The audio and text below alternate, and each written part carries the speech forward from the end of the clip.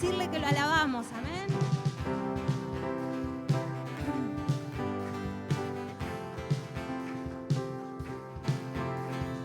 Eres tú la única razón de mi adoración, oh Jesús. Eres tú la esperanza que anhelé tener, oh Jesús. Confié en ti, me has ayudado, tu salvación me has regalado. Hoy hay gozo en mi corazón, con mi canto te alabaré. Vamos, te alabaré. Te alabaré, te glorificaré. Te alabaré, mi buen Jesús.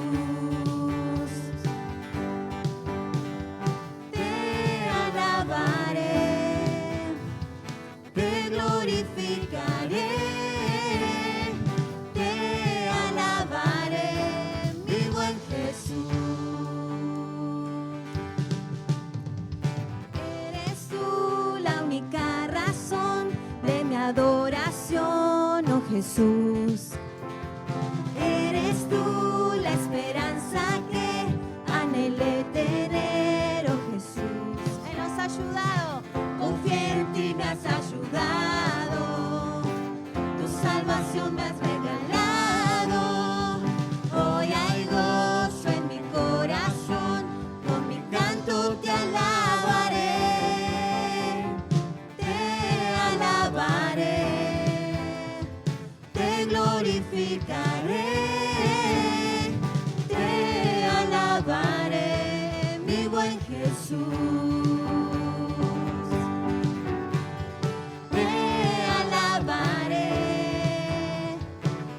Glorificaré, te alabaré, mi buen Jesús.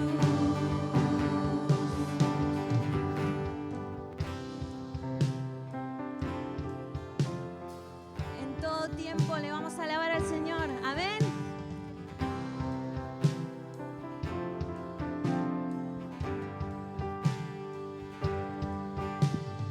En todo tiempo te alabaré.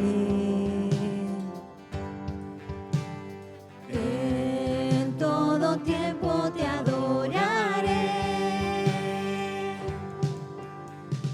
En todo tiempo te alabaré. En todo tiempo te adoraré.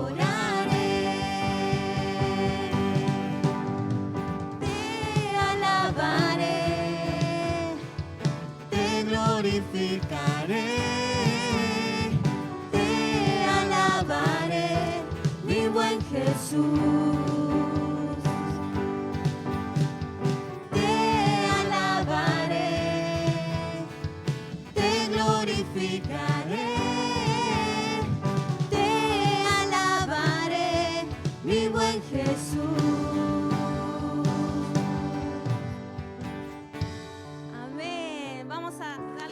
Al Señor.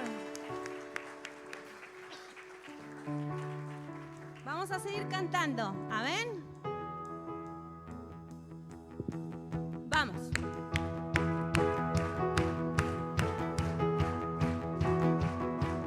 Vamos todos juntos, ¿eh?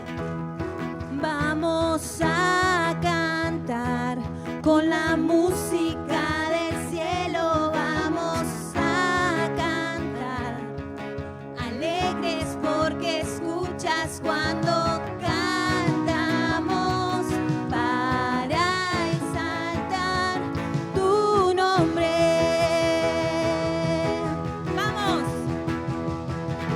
Vamos a cantar con la música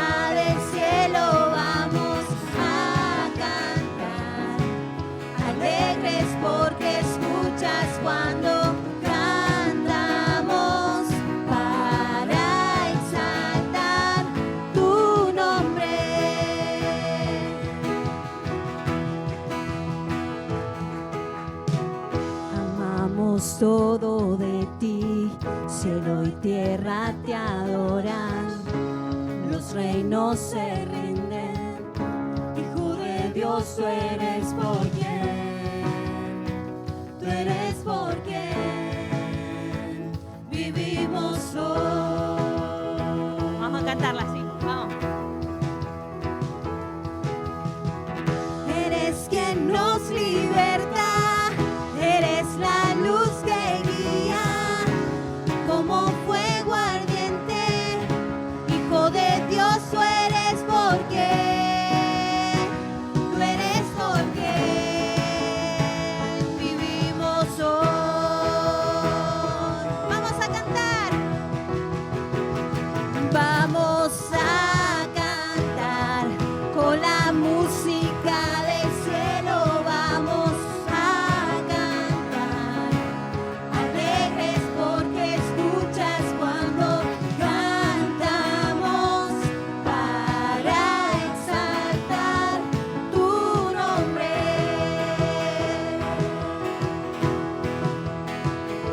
Vamos a cantar con la música del cielo, vamos a cantar, alegres porque escuchas cuando cantamos para exaltar tu nombre.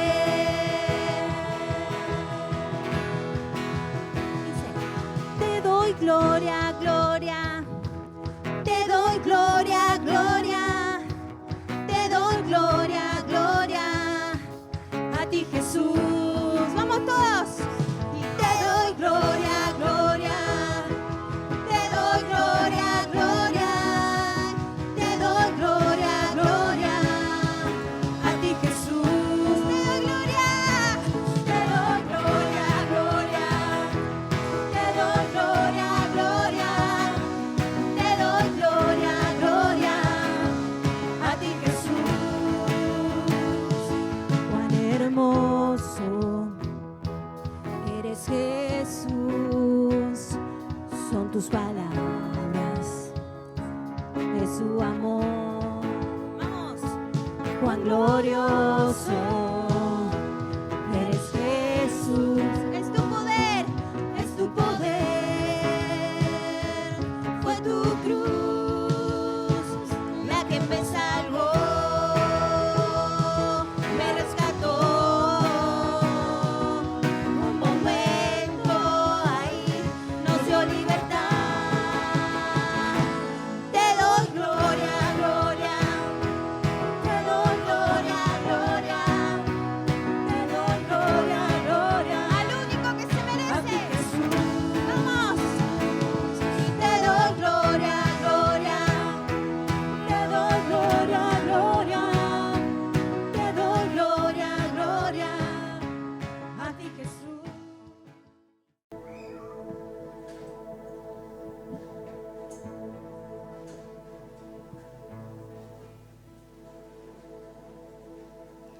Gracias, mi gente. Bueno, ¿ya se sentaron todos? ¿Sí? Sería una lástima que los haga pararse, ¿no?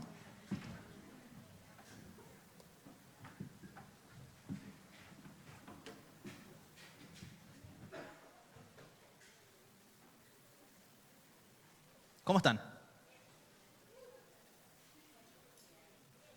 ¿Bien? Bien. ¿Bien de bien o bien más o menos? Puede ser un más o menos, no pasa nada. Bueno, te invito a que hagas un pequeño ejercicio, ¿sí? Ponete de pie.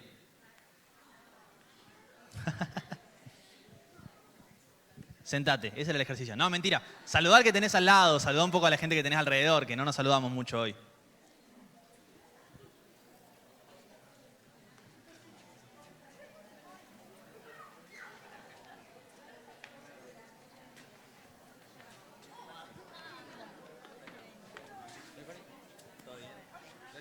Hola, querido. Bendiciones, amor.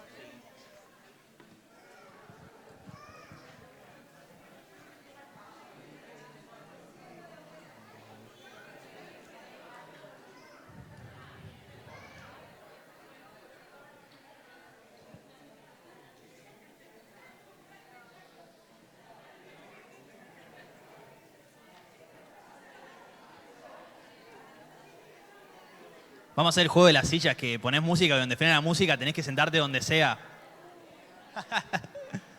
Bueno, si ya saludaste a 2, 3 personas, te invito a que vuelvas a tu lugar o que te sientes donde quedaste, no pasa nada. Si te quedaste al lado de alguien que no conoces, fue. No traje chocolates hoy. Traje medio maple de huevo, pero no es para la predicación, así que no se asusten. Cuando venía en el Uber digo, la gente va a pensar que es para después. No. Bueno, tenemos 2 anuncios importantes, muy importantes, así que no se olviden, presten atención, ¿sí? Uno tiene que ver con lo que compartió Debbie. ¿Qué es lo que tratamos de hacer cuando compartimos el principio de administración? ¿Alguno sabe por qué lo hacemos? ¿Nunca se lo preguntaron? Hace rato ya en Catedral como que tomamos la decisión, como si yo lo hubiese decidido, pero como Catedral tomamos la decisión de empezar a instruir a la iglesia en administración, en educación financiera, porque queremos ver a una iglesia sin mentalidad de miseria, con mentalidad de reino que sepa administrarse, ¿sí? Por eso, este sábado, si no me equivoco, perdí a Debbie. Allá. Este sábado, ¿cierto? Sí, perfecto. Este sábado a las 9 de la mañana, tempranito, porque sí, algunas cosas demandan el esfuerzo, educarse y prepararse demanda esfuerzo. Así que este sábado acá en Catedral a las 9 tenemos un taller, es el segundo taller de educación financiera. Es sin inscripción, pero que sea sin inscripción no significa que, bueno, veo si voy o no voy. No, hoy tomá la decisión, mentalizate, hacé como hago yo, agendalo en el teléfono inmediatamente en este momento si querés venir, o decirle al que tenés al lado, anotalo en el lugar donde vos anotes las cosas. Este sábado, educación financiera a las 9, ¿sí? Por otro lado, tenemos curso de consolidación. ¿Alguien sabe lo que es el curso de consolidación?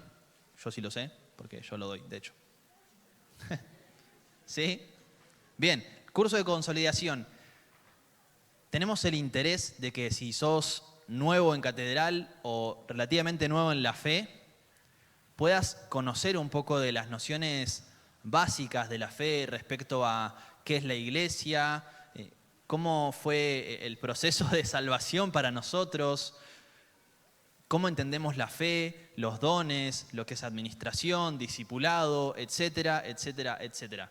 Por eso armamos el curso de consolidación. Es para que vos puedas venir, puedas aprender todos estos conceptos, puedas reunir y decir, bueno, cuando hablan de esto, significa esto. ¿Sí? Es para que podamos tener mismos conceptos al momento de hablar. Arranca este miércoles, es todos los miércoles de mayo, van a ser 4 miércoles. Son 4 miércoles, a partir de este que arranca, a las 20 horas. Importante, requisito fundamental para que puedas participar del grupo de consolidación es que estés en un grupo de crecimiento. Si no sabes lo que es un grupo de crecimiento porque nunca viniste, te lo explico también. De repaso te explico cómo funciona todo Catedral. No, pero los grupos de crecimiento son lugares en donde armamos como pequeñas iglesias más chiquititas y nos juntamos en las casas, ¿sí? Tenemos capaz que momentos de oración o no, tenemos momentos de la palabra en donde oramos, compartimos, contamos cómo estamos. Es ese lugar en donde vos podés sentirte en casa, en comodidad, en comunidad, en cercanía, en intimidad. Así que te invito a que si no estás en un grupo de crecimiento, que te anotes en uno. La gente de allá de bienvenida por ahí te va a saber orientar un poquito, pero hay un grupo de crecimiento pensado para vos. Por eso es importante, si querés hacer el curso de consolidación, que estés en un grupo de crecimiento. Si estás en un grupo de crecimiento y querés hacer el curso de consolidación, anótate con tu líder. Ya mismo, es más, si querés anotarte para no olvidarte, mandale mensaje ahora. Te doy 2 minutos mientras yo tomo agua.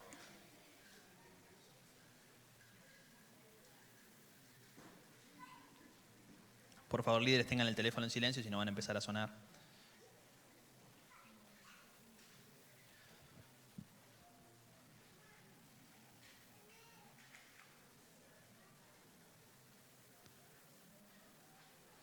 Bueno, supongo que con eso alcanzaron a mandar mensaje.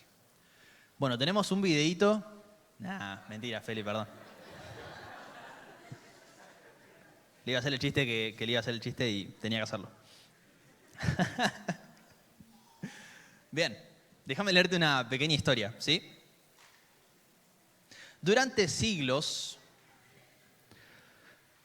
los conocedores, la gente en Europa repetían con seguridad que todos los cisnes eran blancos. Los habían visto en ríos, en lagos, en jardines reales, hasta inclusive en los parques. Siempre iguales, siempre impecables, blancos. La idea se volvió certeza y la certeza, ley. Nadie dudaba. Si cada cisne observado era blanco, entonces no podía existir un otro color.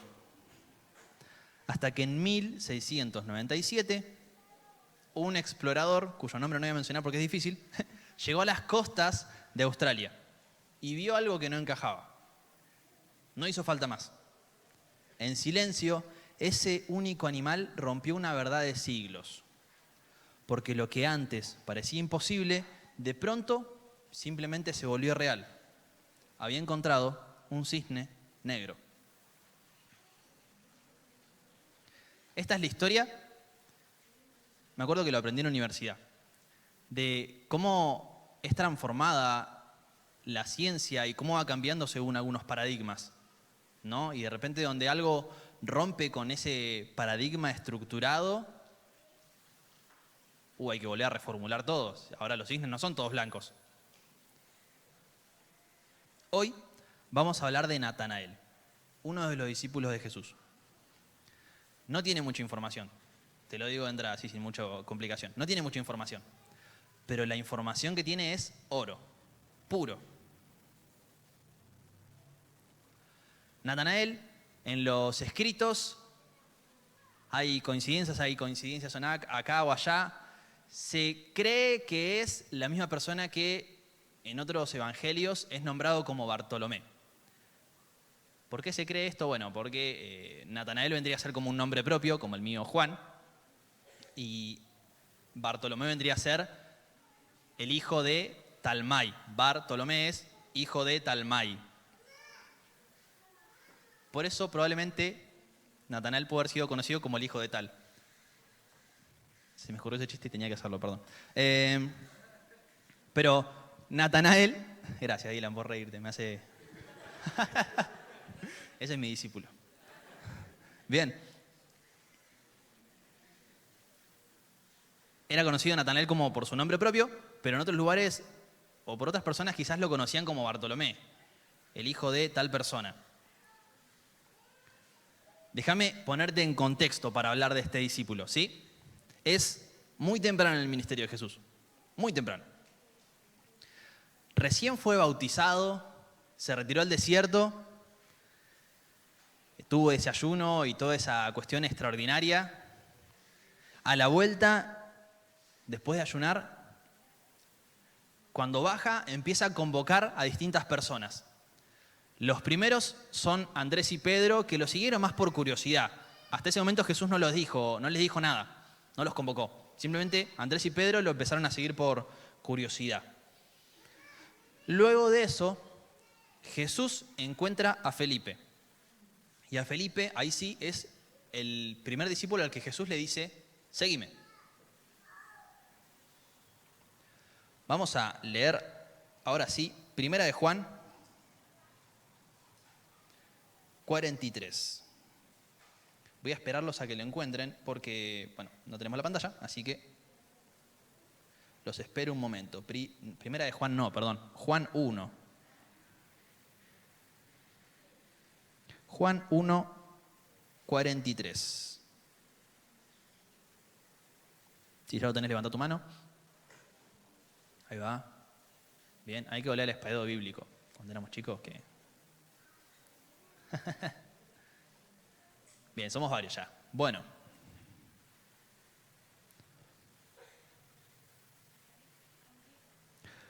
Juan 1, 43. Dice, al día siguiente, viene contando toda esta sucesión que te contaba recién, al día siguiente Jesús decidió ir a Galilea. Encontró a Felipe y le dijo, ven, sígueme. Felipe era de Betsaida, el pueblo natal de Andrés y Pedro. O sea que Andrés y Pedro, Felipe, compartían como un mismo pueblo natal. Felipe fue a buscar a Natanael y le dijo: hemos encontrado a aquel de quien Moisés y los profetas escribieron. Se llama Jesús, el hijo de José, de Nazaret. ¿Nazaret?, exclamó Natanael. ¿Acaso puede salir algo bueno de Nazaret? Ven y compruébalo tú mismo, le respondió Felipe.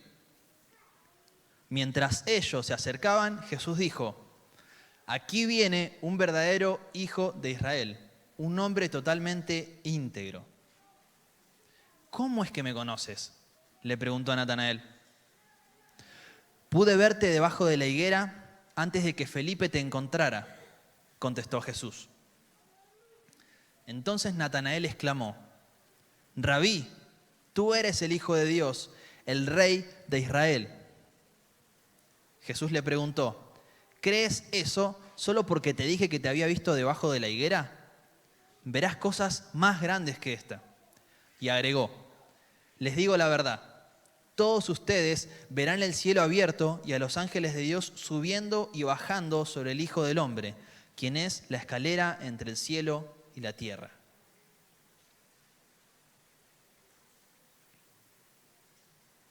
Eso es todo lo que hay de Natanael. Después lo mencionan un par de veces más, cuando hacen el recuento de quiénes eran los discípulos, pero son sus únicas líneas.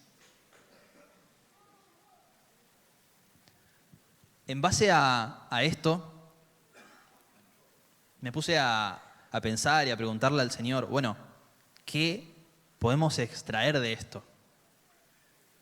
Y saqué 3 principios, ¿sí? Para aquellos que les gusta tomar nota con puntos, yo soy uno de ellos. El primer principio es margen de error.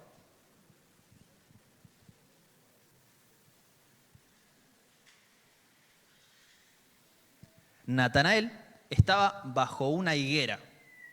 ¿Alguien alguna vez vio una higuera? ¿Sí? Suele ser un árbol frondoso con hojas que proyectan mucha sombra. Entonces es un lugar cómodo para sentarse abajo. Según la tradición, era usado para sentarse a estudiar las Escrituras.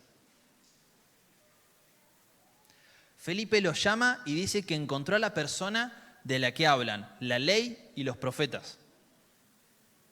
Esto nos da a entender que ambos eran conocedores de las Escrituras, ¿sí? En aquel entonces había como, no sé si 3 niveles, pero sí, vamos a ponerle 3 niveles de personas, ¿sí?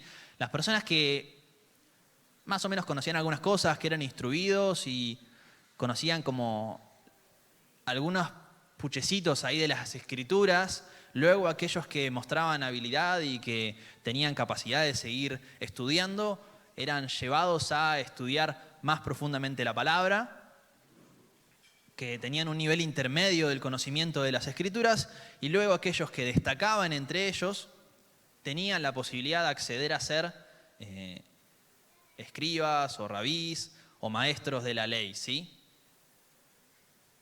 ¿Qué podemos entender de esto para empezar? Que Felipe y Natanael conocían las Escrituras.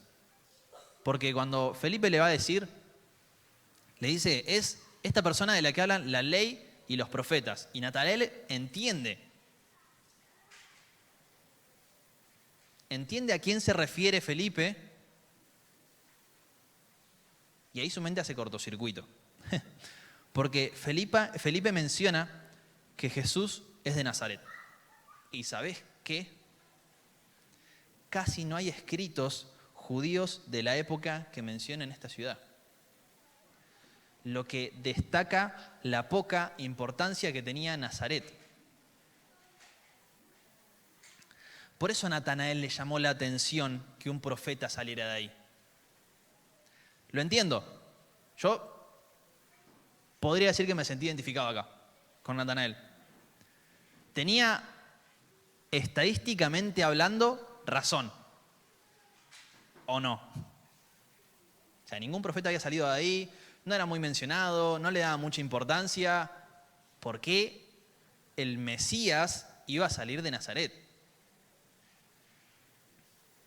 Pero las estadísticas nunca son exactas. Podés tener excepciones que rompen la regla. A pesar del escepticismo, podemos ver que Natanael se levanta y va con Felipe. Natanael hace la pregunta, ¿puede salir algo bueno de Nazaret? Y Felipe le dice, ven y compruébalo. No termina ahí la historia, sino que después vemos que Jesús ve llegar a Natanael, perdón. O sea, significa que Natanael se levantó y fue a ver.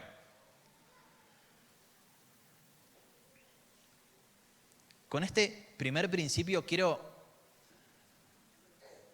que juntos podamos darnos cuenta de algunas cuestiones, y es el margen de error que tenemos. No importa cuánto conozcas o cuánto creas conocer, del tema que sea, pero siempre ignoramos algo. Siempre ignoramos algo. Entonces, necesitamos tener la humildad de reconocer que hay cosas por aprender aún. Natanael creyó que por conocer las Escrituras podía saber de qué manera obra Dios. Él dio por sentado que de Nazaret no iba a salir nada bueno porque por el conocimiento que él tenía, no había chance. Y algo que a mí me fascina de Dios es la multiforme gracia. Es que su gracia opera de maneras tan distintas, tan diversas, que a veces no me queda otra que decir, wow. Y a veces no me queda otra que decir, Señor, ¿por qué decidís hacerlo así? No tiene sentido.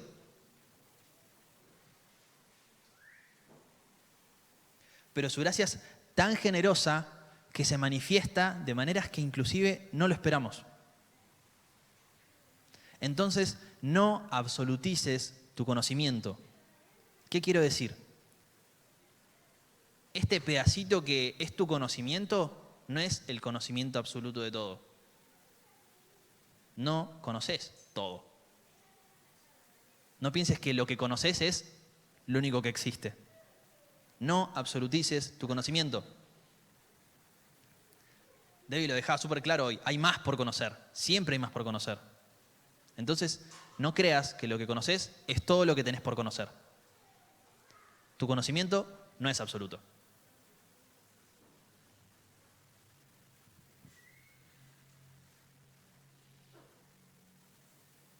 Dentro del margen de error, podemos encontrar también el hecho de que, esta te va a doler, perdón, en el orgullo duele. No tenés la razón en todo. Decirle al de al lado, sí, porque a veces te peleas con el de al lado y quiere tener la razón. No tenés la razón en todo.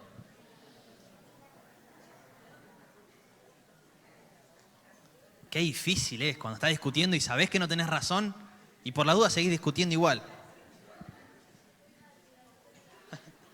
Pero no tenés la razón. Ahí se empezaron a codear y se empezaron a sacar en cara de alguna cuestión en particular. Después lo hablan, no se preocupen. Pero no tenemos la razón en todo, es imposible. Si no tenemos conocimiento de todo, por ende no podemos tener razón en todo. El único que tiene conocimiento de absolutamente todo y por ende tiene razón en todo es Dios. No tenés razón en todo. Perdón, duele en el ego, sí, es doloroso, pero es necesario.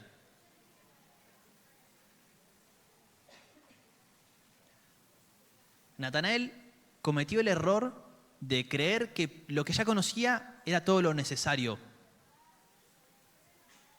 A pesar de creer saber, Natanael se dio la oportunidad de ser convencido de que podía estar equivocado.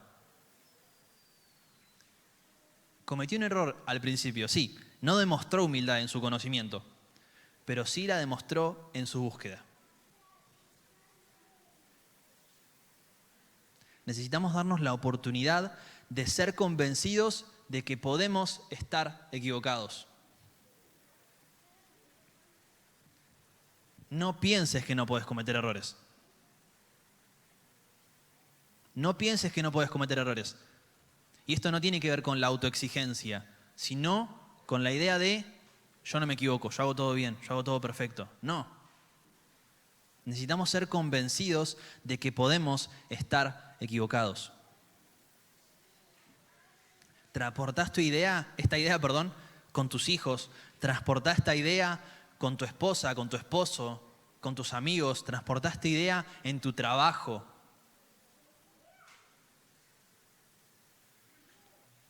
Tené la humildad de poder ser convencido de que estás equivocado.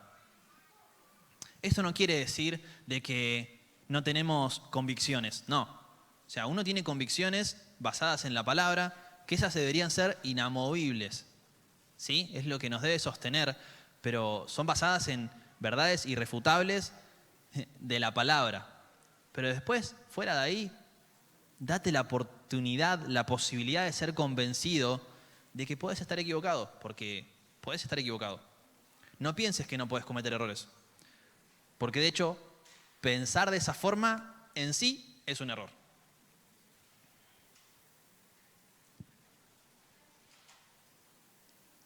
Y respecto al margen de error, vemos esta actitud de Natanael, ¿no?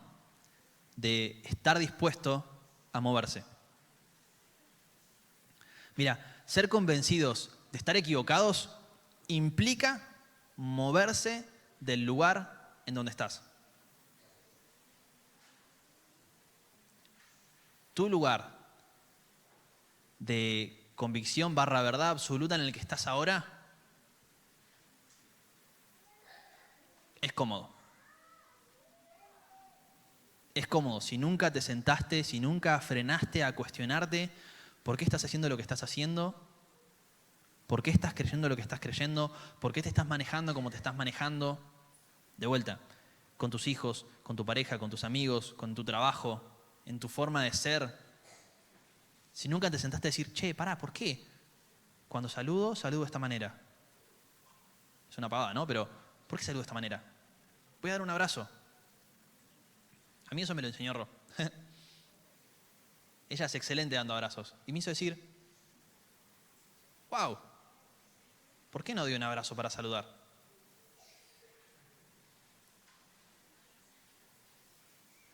Pero implica moverse. Es más cómodo chocar el puñito. Pero ser convencido de que estamos equivocados implica moverse, salir del lugar de comodidad en el que estamos. Déjame hacerte una pregunta. ¿Cuán dispuesto estás a moverte para conocer lo que aún no conoces?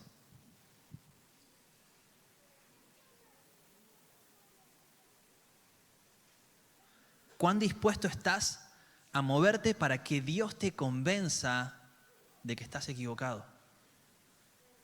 Esta es áspera, ¿eh? Porque a nosotros nos gusta la parte en la que Dios nos dice, eres mi hijo amado, en quien tengo complacencia. Y estoy haciendo todo bien. Me quedo acá. Pero, ¿cuán dispuesto estás a moverte para que Dios te diga, esto que estás haciendo no me gusta? Para que Dios use a tu hermano, a la persona que tenés al lado y te diga, che, me parece que acá estás errando. Me parece que este pensamiento, esta manera de hacer las cosas, esta forma de ejecutar, esta manera de hablar, me parece que no va.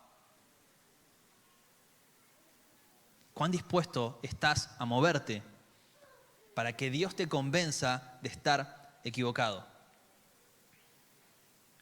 Muchas veces Dios va a mover todo alrededor tuyo para hacerte saber que ahí no es. Y cuando es así, es clarísimo. Pero hay veces en las que vos necesitas salir de tu lugar de comodidad para ser convencido de que estás equivocado. Si Natanael se quedaba abajo de la higuera, capaz que ni se enteraba. Si Natanael se quedaba abajo de la higuera, ni hubiese conocido a Jesús, ni se hubiese dado cuenta, ni siquiera hubiese sido convencido de lo equivocado que estaba.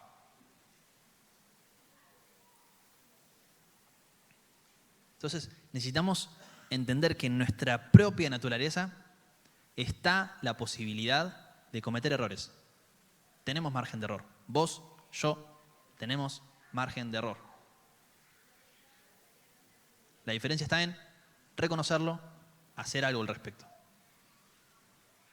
¿Cómo venimos hasta acá? ¿Bien?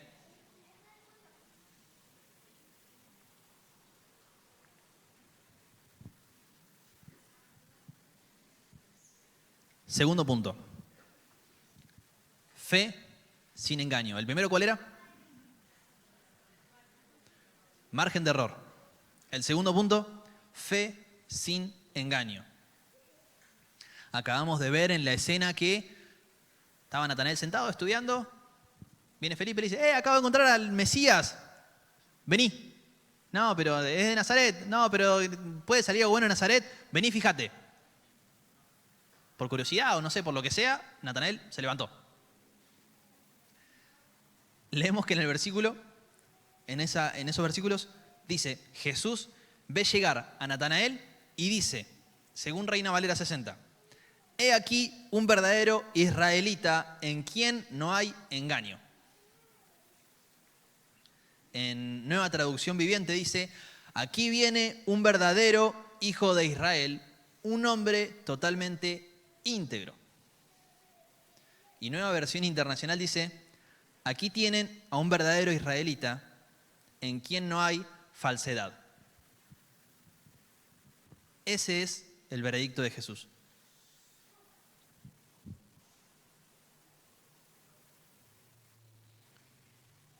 Jesús ve llegar a Natanael y lo que ve en él es autenticidad.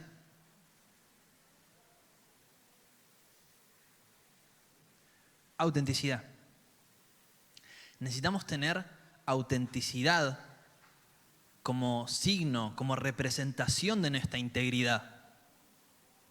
Para Jesús, Natanael no era ni un escéptico ni un incrédulo. Era una persona genuina.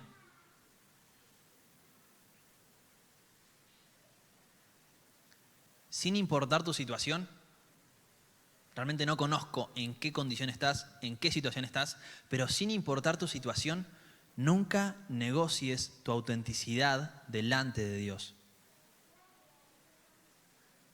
Nunca negocies tu autenticidad delante de Dios. Dios ya te conoce desde antes de la fundación del mundo y desde que estabas debajo de la higuera. No sé en qué higuera estabas antes de venir acá. Yo estaba en mi casa, tranquilo. No estaba estudiando las Escrituras, ya lo había estudiado los días anteriores, entonces ya lo tenía preparado. Pero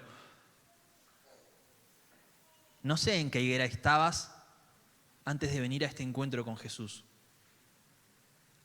Pero Él ya te vio antes.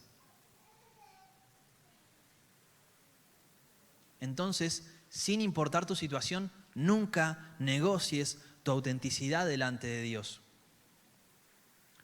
No quieras engañar a Dios.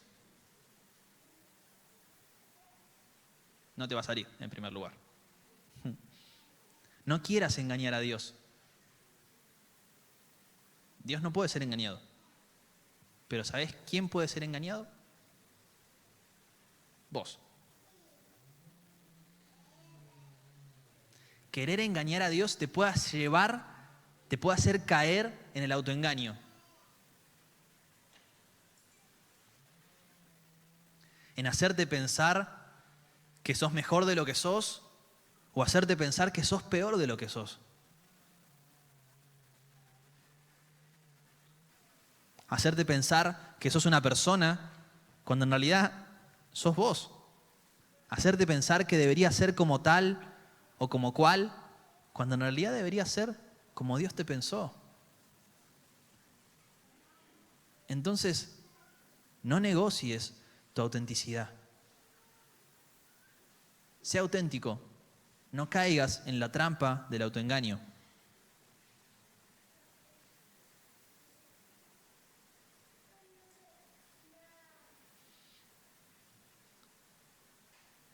una cosa que pensaba cuando leía estos pasajes era en cómo aparece la duda muchas veces, ¿no? Y hace un rato cantábamos acerca de la duda. Y muchas veces como cristianos o como personas que alentamos la fe y una creencia, vemos con malos ojos a la duda. Somos muy malos con la duda. Pero déjame darle el lugar que se merece a la duda. No es tan mala como parece. Porque la duda debe ser un camino. ¿Sí? No me acuerdo cómo es bien, pero habla esto de que los primeros sorbos de ciencia te llevan al escepticismo o al ateísmo, pero al fondo del vaso va a estar Dios. No me acuerdo cuándo dijo esa frase, creo que Pascal. Pero al final de todas tus incógnitas vas a encontrar a Dios.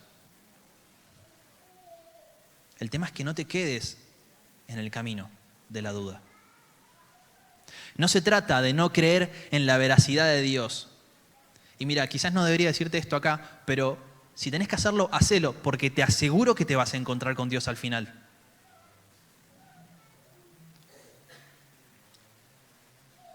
La duda es saber que hay más por conocer de parte de Dios.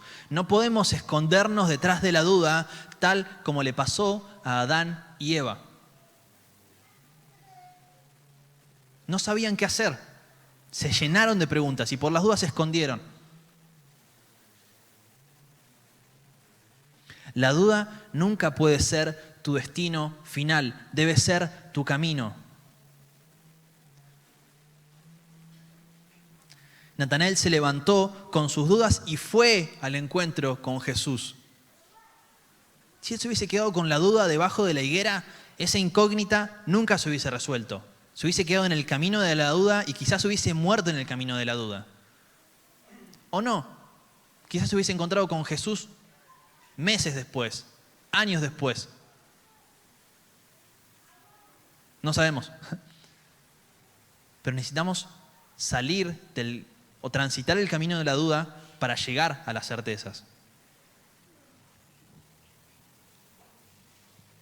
Y respecto a la duda no impide la fe. Podés tener fe a pesar de tu duda. Existe eso. No son opuestos. Porque justamente cuando estás dudando y elegís creer es cuando aparece realmente la fe. Hasta entonces vos tenés certezas, no es fe. Porque justamente la definición de fe es la certeza de lo que no se ve, la convicción de lo que se mezclaron. Se espera. Ahí va. Entonces, si fueran certezas no sería fe. Podés tener fe a pesar de tu duda. Si tenés dudas, alimentá tu fe. Conversá con las personas que tenés cercanas y decirle, tengo estas dudas, pero estoy decidiendo creer. Tengo este conflicto, pero estoy decidiendo tener fe. Charlá y que tu fe alimente su fe y que su fe alimente tu fe, a pesar de las dudas que tengan. La duda provoca irremediablemente a la fe. La duda conduce irremediablemente a la fe. No hay chance. Si vos decidís no morir en el camino de la duda, vas a encontrar irremediablemente a la fe. Voy a darte algunos nombres. Capaz que algunos los conoces, capaz que algunos no. Francis Collins, genetista. Lee Strobel, periodista. Josh McDowell. C.S. Lewis. Todos personas, y puedo seguir, todas personas que en algún momento de su vida, escépticos y ateos, dijeron, che, ¿qué onda con Dios? De hecho, Lewis, que es el autor de las Crónicas de Narnia, tiene varios libros, luego de apologética en defensa de la fe, pero él cuenta que en un programa de radio, él hasta se ponía a debatir con cristianos para demostrarles que Dios no existía, o para conversar acerca de la no existencia de Dios. Y en algún momento de su vida estas personas dijeron, che, ¿qué onda con esto? Como que hay algo que no me cierra. Y más de uno dijo, yo le voy a mostrar a los cristianos que están equivocados. Lee Strobel, hay un libro fantástico que es El caso de la cruz. El chabón se puso a investigar. Hay una película inclusive, buenísima también. ¿El caso de la cruz se llama? ¿La película también? El caso de Cristo, tenés razón. El caso de Cristo, buenísima la película. Es más, termina de almorzar, almorzamos y después vamos a ver la película. Pero buenísima la película. Empieza a investigar, che, ¿y qué pasó con Jesús? ¿Realmente existió Jesús? Porque para él no existía. ¿Realmente existió Jesús? Y se puso a investigó por acá, investigó por allá, que otros autores, que autores dentro de la Biblia, que autores fuera de la Biblia. ¿Se dio cuenta? Sí, me parece que Jesús sí existió, che. Bueno, pero ¿qué prueba tenemos de que Jesús murió en la cruz? Y se puso a investigar, y cómo eran los procesos, y qué se hacía, y cómo se hacía. Llegó a la conclusión. Bueno, resulta que encontró que Jesús sí murió en la cruz. No, bueno, pero ¿qué evidencia tenemos de que resucitó? Así que el loco se puso a estudiar, investigar por todos lados. Terminó llegando a la conclusión.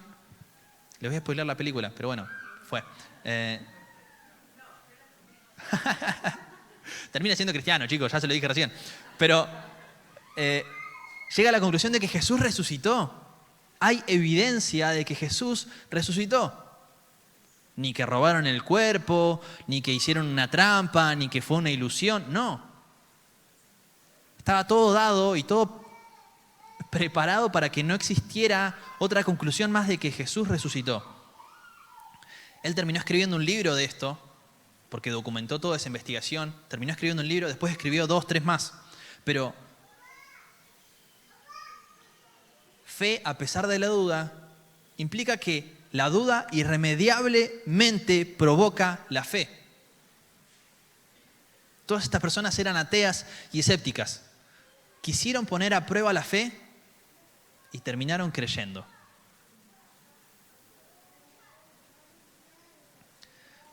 Yo sostengo que no hay ateos. Hay o personas enojadas con Dios o personas que no investigaron lo suficiente. Debemos levantarnos y buscar a Jesús aun cuando no estemos convencidos. ¿Vos pensás que Natanael estaba convencido de lo que le estaba diciendo Felipe?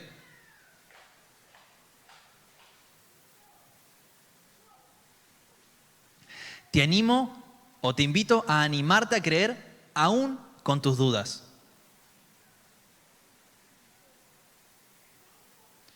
Porque de eso se trata la fe. No siempre necesitas pruebas. La palabra dice, bienaventurado el que creyó sin ver. No necesitas pruebas.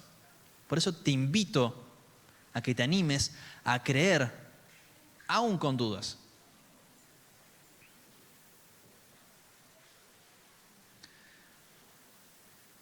¿Cómo venimos hasta acá? ¿Cómo estamos, familia? ¿Bien? ¿Bien? ¿Se me están durmiendo? Mirá al lado y fíjate qué onda si tiene cara de sueño.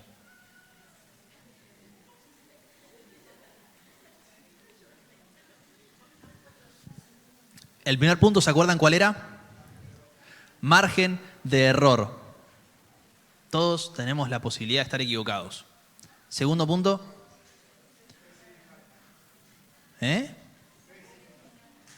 Fe sin engaño. Tercer punto, lo inesperado. Lo inesperado. Jesús le dice a Natanael que lo vio debajo de la higuera. Para empezar, yo creo que esto lo tomó por sorpresa. Porque si yo de repente te digo, yo te vi cuando estabas en tu casa haciendo tal cosa, vos te vas a quedar como, che, ¿qué onda? Vas a llegar a tu casa a ver si hay cámaras o algo. Yo creo que eso en primer lugar lo tomó por sorpresa. Pero lo que caló más hondo en la vida de Natanael no es lo que pudieron haber visto los ojos de Jesús. Capaz que lo vio pasar y lo vio. Sino que Jesús define a Natanael por su integridad. Dios ve tu corazón. Dios no ve lo que ve el resto de las personas. Cuando el resto de las personas ve a una persona sentada abajo de la higuera, Dios está viendo tu corazón. Jesús vio un hombre íntegro, un hombre sin engaño, un hombre donde no hay falsedad. Por eso al acercarte a Dios, no esperes que Él vea lo que todos ven.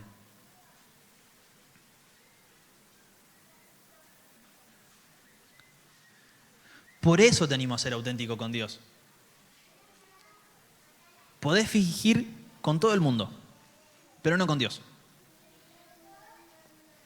Por eso te animo a que seas auténtico con Dios.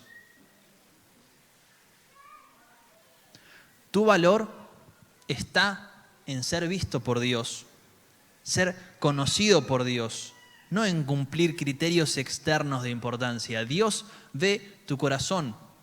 Él te vio antes de todo.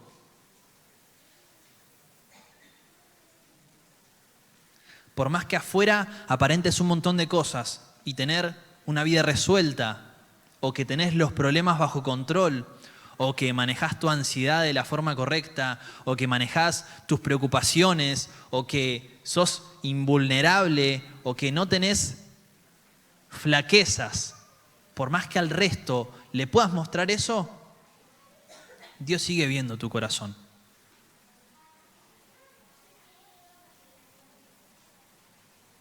Eso para Natanael fue inesperado.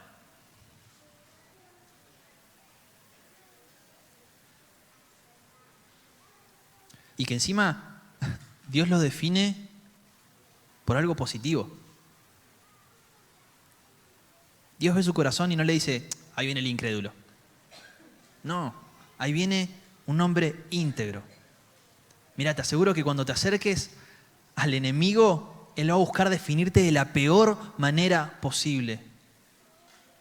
Que sos un desastre, que no vales nada, que siempre te equivocás, que cometés errores, que otra vez hiciste lo mismo, que no deberías estar en este lugar, que para qué venís. Pero cuando te acercás a Dios, Él ve tu corazón. Él sabe cómo te creó. Él sabe la forma con la que Él te pensó y Él te mira y te define por eso.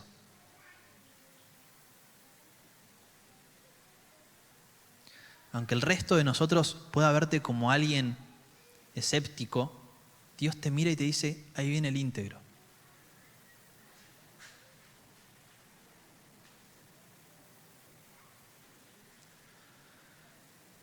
Su voluntad está por encima de todo. ¿Cuántos confían en esa verdad? La voluntad de Dios está por encima de todo.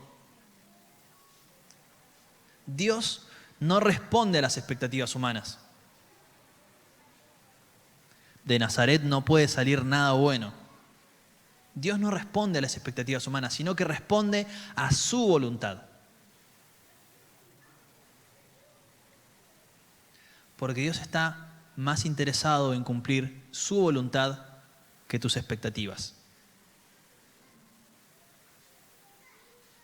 Te animo a que le cuentes a Dios tus sueños, le cuentes a Dios tus expectativas, pero que ores como Jesús. Mira, papá, a mí me encantaría que esto suceda, pero quiero que se haga tu voluntad. Quiero hacer tu voluntad.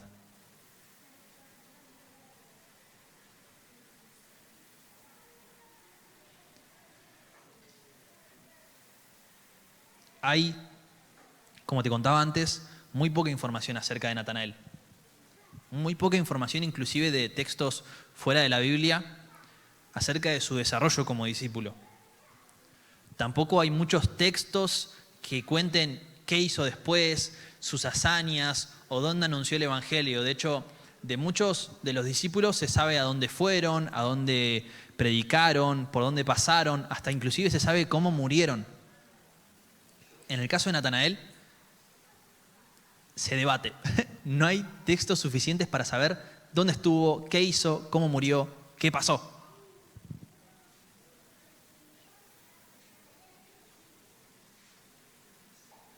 Pero fue un discípulo.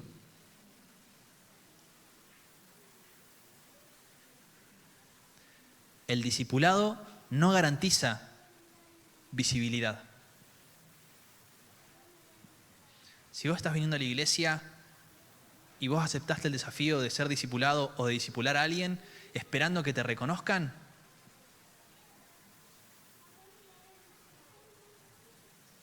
quizás suceda, pero el discipulado no garantiza visibilidad.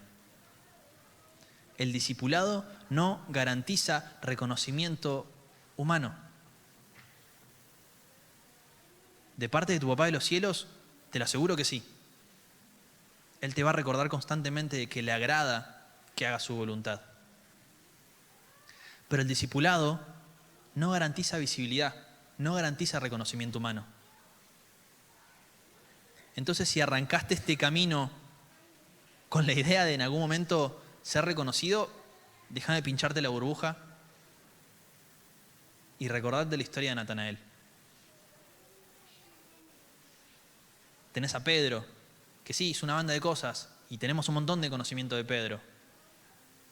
Tenés a Juan, que también hizo un montón de cosas, hasta inclusive ambos escribieron libros dentro de la Biblia, escribieron cartas y escribieron más cosas dentro de la Biblia. Pero tenés la historia de Natanael. Tiene 3 líneas en toda la Biblia.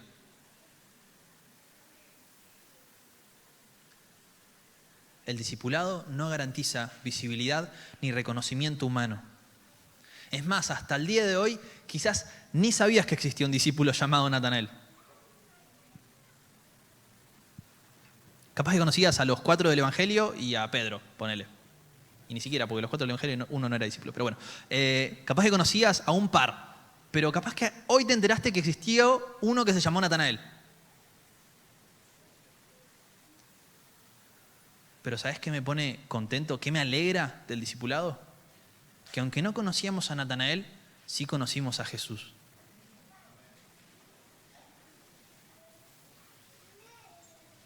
Aunque tu nombre no gane visibilidad, aunque vos no tengas reconocimiento humano, que tu nombre pase a la historia y nadie se acuerde de vos, si alguien se acuerda de Jesús en vos, cumpliste tu propósito como discípulo.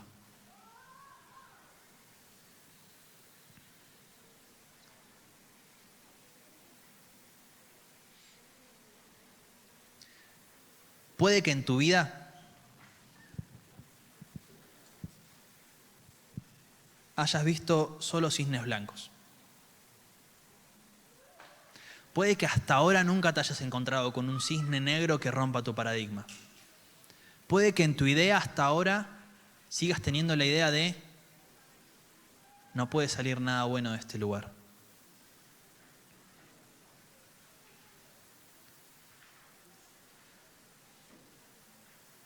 Di, ¿te puedo pedir que pases? Di.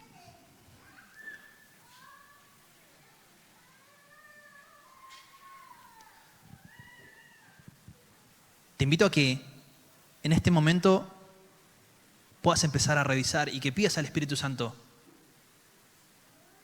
¿dónde está ese cisne negro? ¿Cuál es el cisne negro de mi vida? ¿Cuál es el Nazaret que irrumpe en mi vida?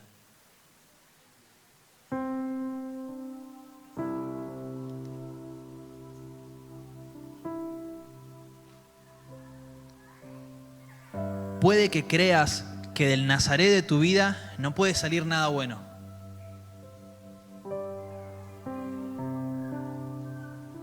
No sé cuál es ese lugar en tu vida que vos pensás que es un desastre, que no vale para nada, que no tiene importancia.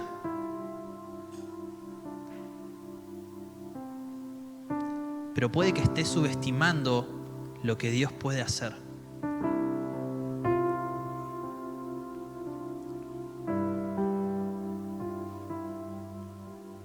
No podemos conocer todo. No estamos libres de cometer errores basándonos en lo que creemos saber. Nadie está libre de cometer errores. Pero hoy tenemos la oportunidad de movernos a tierras desconocidas para hallar lo nuevo.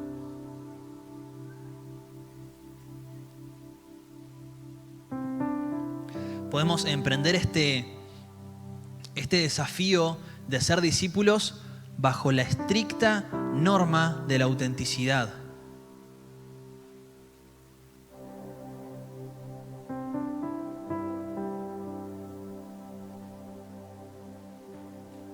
Orá a tu papá que está en los cielos con un corazón auténtico.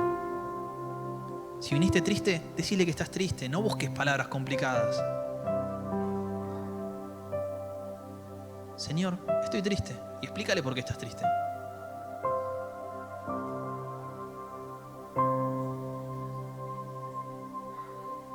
Si estás enojado, enojada, decile, Señor, estoy enojado hoy. Y explícale qué te pasó en la semana o qué te pasó en la vida para estar enojado.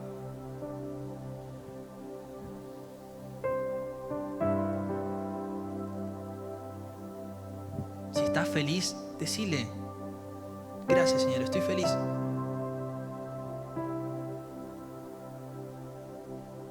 Y decile por qué estás feliz. Estoy feliz porque me pasó esto.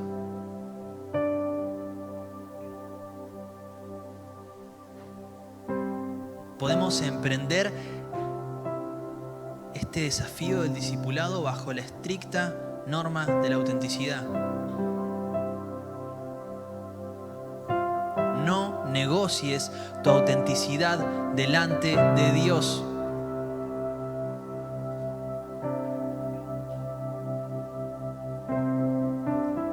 Te animo a que, como Natanael, entregues delante de Dios toda resistencia al cambio. Mira, puede que seas como yo, que te cuesten los cambios, que tu periodo de calentamiento, de adaptación sea más largo. Hay personas que lo hacen rápido. A mí me cuestan.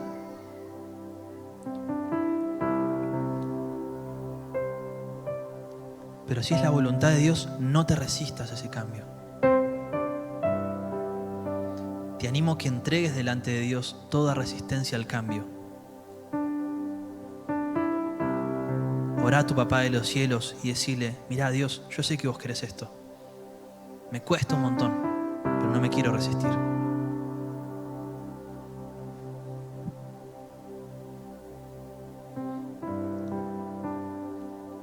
Te invito a que puedas creer a pesar de tus dudas.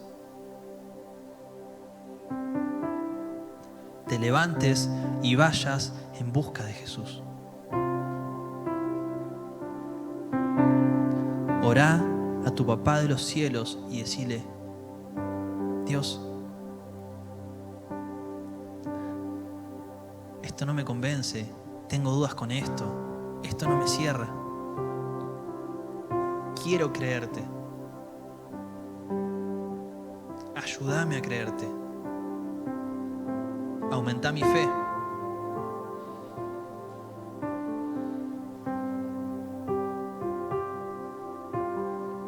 Y oremos para que por sobre nuestras expectativas siempre se cumpla la voluntad de Dios.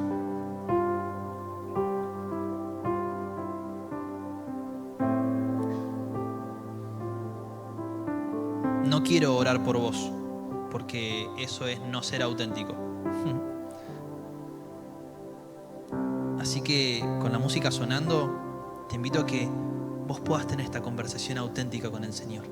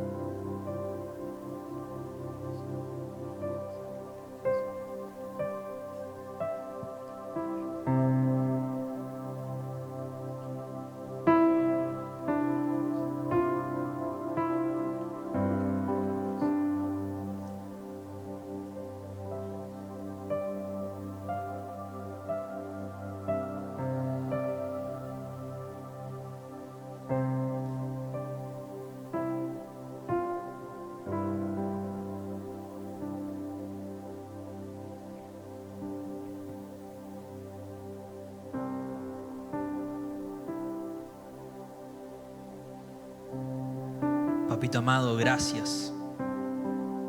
Gracias. Gracias porque vos nos viste. Desde antes de la fundación del mundo vos nos viste.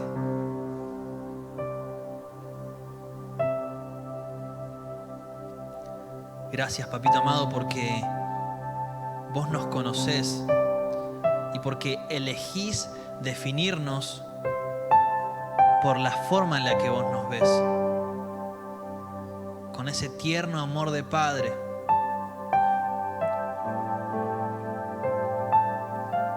Sin basurearnos, sin insultarnos, sin herirnos con maldad. Vos nos definís según lo que vos ves en nosotros.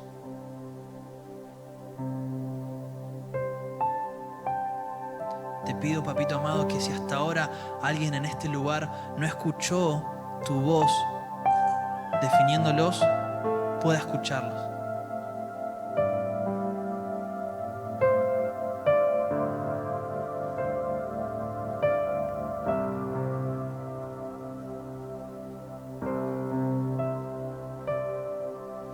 Sos su hijo, sos su hija, hijo amado, hija amada,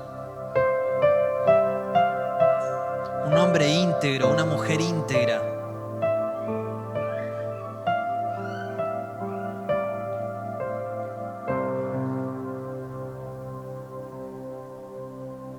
Gracias, papito amado, porque se cumple tu voluntad y no nuestras expectativas.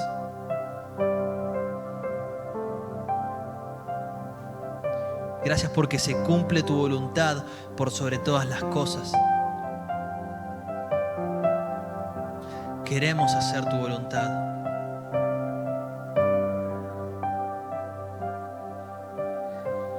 No queremos morir en el camino de la duda.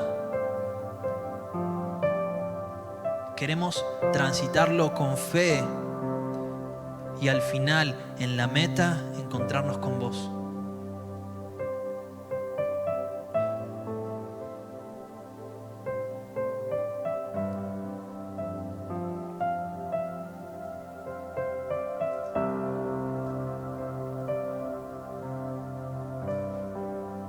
Jesús terminó diciéndole a Natanael: ¿quedaste sorprendido por esto? Por lo que te acabo de decir. Vas a ver cosas mayores. Vas a ver cosas mayores.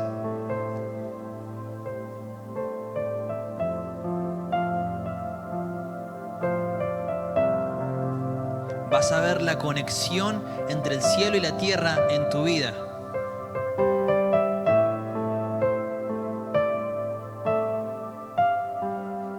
Animate a creer, animate a seguir a Jesús.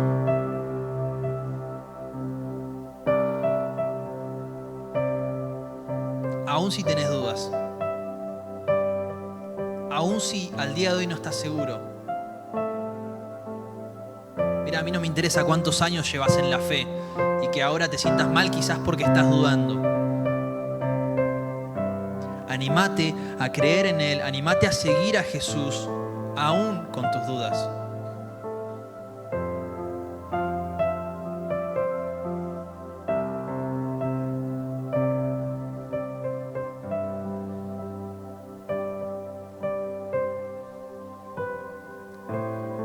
Gracias, Jesús. Gracias, Jesús, por tu iglesia. Ayúdanos a acompañarnos unos a otros en este camino de la fe, para alentarnos, para mirar al lado, ver cómo está, acompañarnos. Gracias por diseñar a tu iglesia. Gracias, Señor. Te pedimos, Espíritu Santo, que vos estés examinando nuestro corazón, que estés examinando nuestros pensamientos, para que puedas revisar en ¿Dónde está el error que venimos sosteniendo? Danos la humildad para reconocerlo, la valentía para afrontar el cambio. Y te pedimos que podamos recordar esta palabra, que esta palabra la atesoremos en nuestro corazón para no pecar contra vos. Oramos en tu nombre, Jesús. Amén.